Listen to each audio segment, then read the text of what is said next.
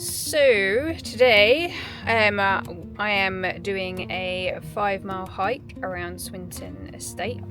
This is the route. I'm not doing it on my own. I'm with eldest son. So we're gonna get the dogs out and get ready to go, and hopefully we don't get lost. Don't say that.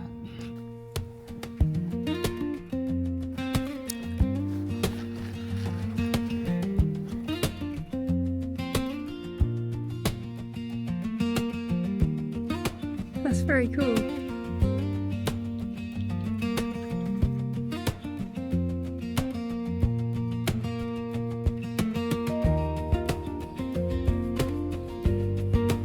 This is called the Druid's Temple. So there are two words you might have heard of the word folly before, and you know one definition. It's like overambitious, silly, in a derogatory way. There's a second word, the second meaning to the word, and it's a decorative building, and one that's designed to mimic a ruin in particular. That's a real thing. This is a traditional folly. This looks really old. It's not. It's 200 years old. It's built in the early 1800s. Like, at face value, that sounds old. But this was designed to mimic things like Stonehenge, which is a lot older. It's in the thousands. But why? Why did they? A decorative thing. This is this was like a park, right? This is where people would eat and have picnics.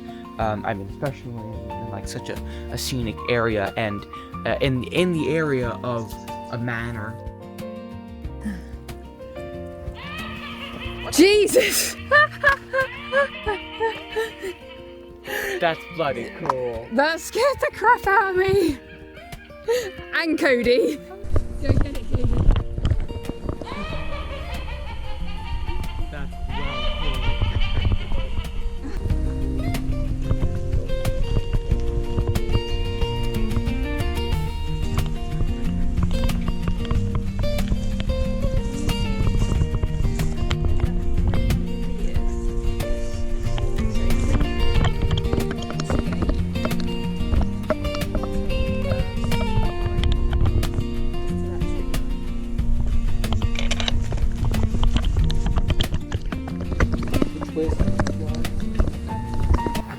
Like, my favourite thing about hiking is that it's when my mind is actually quiet.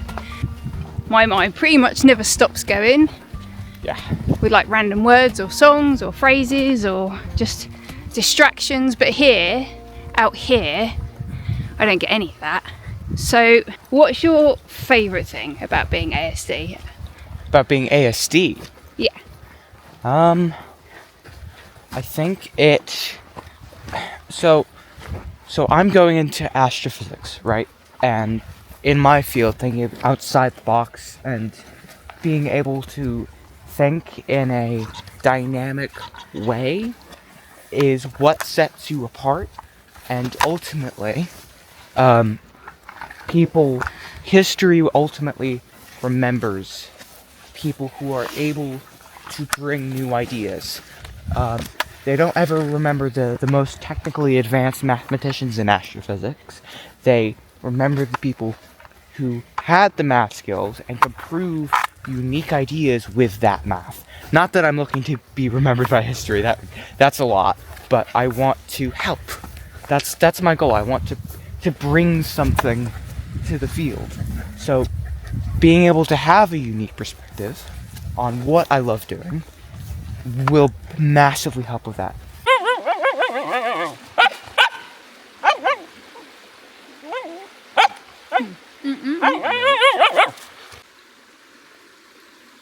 What are you eating the tree?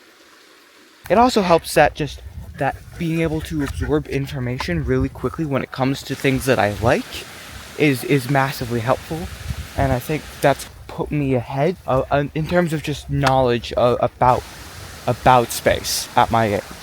What do you hate about being neurodiverse? It's hard for me to work with my brain. I think that when I'm listening to something that I'm not interested in, it's extremely easy for me to retreat into the back of my mind. Oh God, I do that too. I just check out. Yeah. I mean, that's why I'm in my own head all the time. It's just so easy for me to like huddle in there in my own world, basically. And then number 2, I feel like it's taken me a very long time to be able to communicate properly. Like diction, like being able to enunciate my words properly, took like years of like acting training, and becoming a better leader and all of that. It was so hard to be able to speak properly and then communicate my ideas in a concise way. This is Lobley Hall.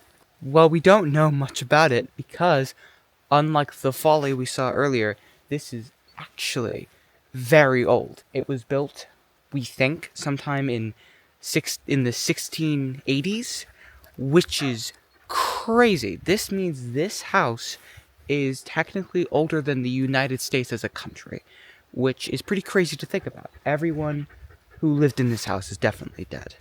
And it's very cool to see something so old still standing over 340 years later. Since you've asked me, what do you hate about ASD/ADHD? Well, apart from the many distractions that I struggle with, and not being able to have a conversation that stays on track, that goes off in multiple different ways. Yeah. Also, massive anxiety.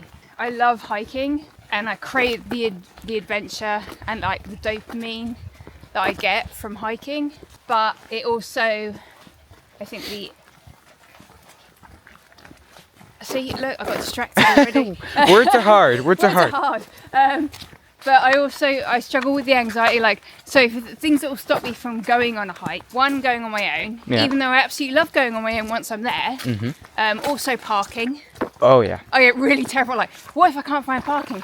What if the parking's got like one of those barriers where it's too high for my like ID buzz? Your mighty truck, yes. Yeah, with a roof tent on top of it. What if there's no toilets and I need to go to the toilet while I'm there? Which I always carry now, a portable toilet kit. Yes, smart. With dog poop bags, just in case. Yeah. But yeah, that's kind of why I started doing this channel, my YouTube channel now, is so that. Oh wait, stop. Sorry, slight distraction. Just need to check map on the map. Let me just follow this up. Yeah, I started this channel so that it kind of forces me to get out there. Yeah. I follow so many other people that go hiking, and I got sick and tired of seeing them.